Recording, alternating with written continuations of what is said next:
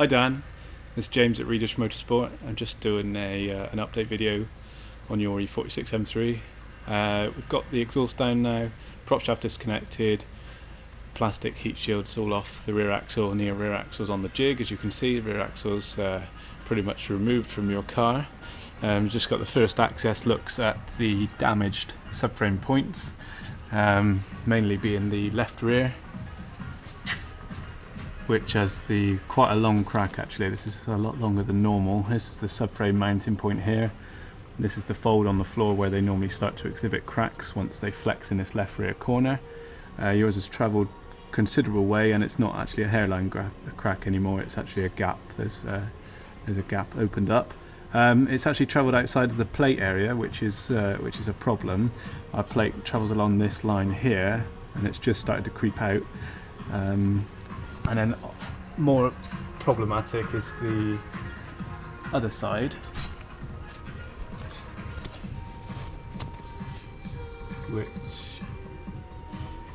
you should be able to see there. The crack is considerable height on the vertical section, and it's gone well outside of our reinforcement plate kits. Our plates just don't cater for this amount of damage, and see if I can get a better view of this. One sec.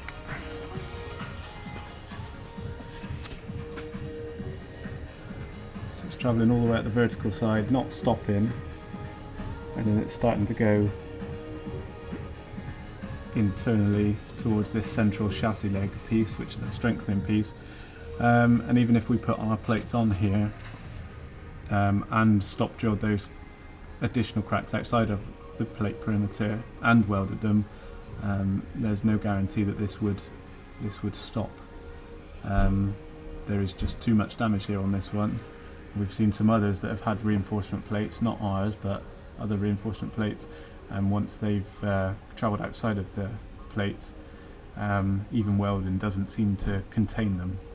There's quite an advanced amount of damage on this floor. And then more problematic, this is probably getting to be one of the worst ones we've seen. This is the right front mount here. So this is the subframe mounting pin here, which locates the right front mount, and you can see that you've got a considerable amount of damage and cracks on the floor. You've got two lateral ones which are actually connecting to spot welds on the left hand side.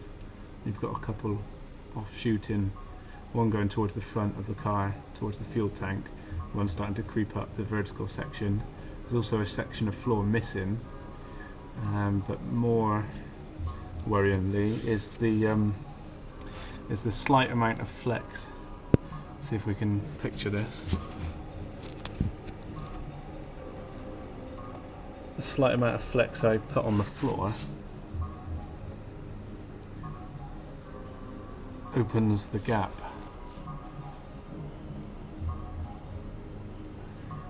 But I'm not videoing it very well. There we go.